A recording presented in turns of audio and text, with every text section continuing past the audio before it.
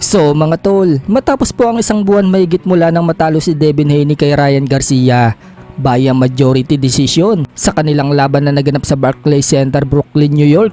Sumabog nga po sa galit itong si Devin Haney sa promoter ni Ryan Garcia na si Oscar De La Hoya. Hanggang ngayon kasi mga tol, hindi pa pala binabayaran si Devin Haney matapos ang laban nito kay Garcia. Ilang linggo na umanong hindi sinasagot ni Oscar De La Hoya ang tawag ni Devin Haney. Masyadong mainit po kasi ang magkabilang kampo mga tol dahil sa pagpositibo ni Ryan Garcia sa Ostarin. Panay nga din po ang putak ng ama ni Devin Haney na si Bill Haney. At nag-request pa nga ito mga tol na sana daw maban na si Ryan Garcia sa sports ng boxing dahil sa pandaraya nito. Gusto nga din po ng kampo ni Devin Haney mga tol na kung sakaling palitan ang resulta ng laban, hindi lang daw no contest, kundi gusto nila manalo via disqualification. So marami naman ang natatawa sa gustong mangyari ng Team Haney. Hindi daw talaga matanggap ni Devin Haney na mabahiran ang record niya. Sa kabilang banda naman mga tol, matapos pong sumabog ang balita na nagkasundo na maglaban sa October si Errol Spence Jr.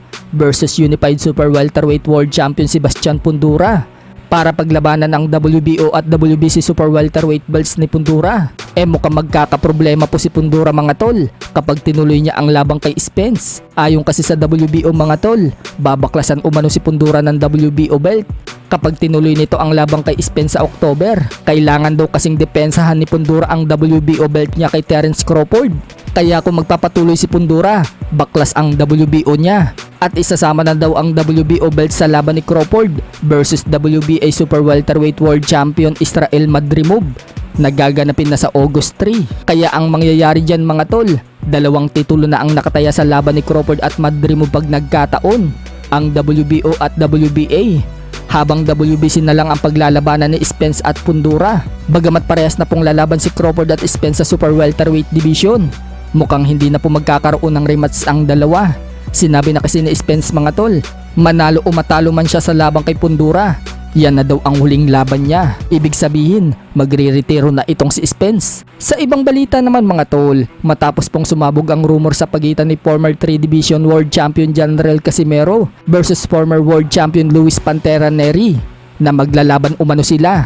Kung saan interesado nga din po dyan ang promoter ni Casimero na si Masayuki Ito ng Treasure Boxing Promotion. Sinabi po kasi ni Masayuki Ito mga tol, isa din daw si Luis Neri ang target nila para makalaban si Casimero. Subalit mukhang wala naman pong balak labanan ni Luis Neri si Casimero mga tol. Hindi po kasi nababanggit ni Luis Neri si Casimero sa mga post niya sa kanyang social media account. Bagkus, ang binabanggit ngayon ni Luis Neri, aakyat umano siya ng 126 pounds or featherweight division para harapin si Stephen Fulton. So mukhang nag-aatrasan nga po ang mga potensyal na makakalaban ni Casimero. Kung matatandaan po kasi mga tol, maglalaban na dapat si Casimero at Sam Goodman ngayong July.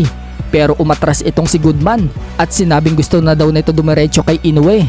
Kaya ang sisting ngayon mga tol, si Casimero ang nawawala ng makakalaban. Pero ganun pa man, naniniwala pa rin ang karamihan na mabibigyan pa rin na magandang laban si Casimero ngayong taon na ito para isa siyang daan para makaharap ang The Monster ng Japan na si undisputed super bantamweight na Oya Inoue.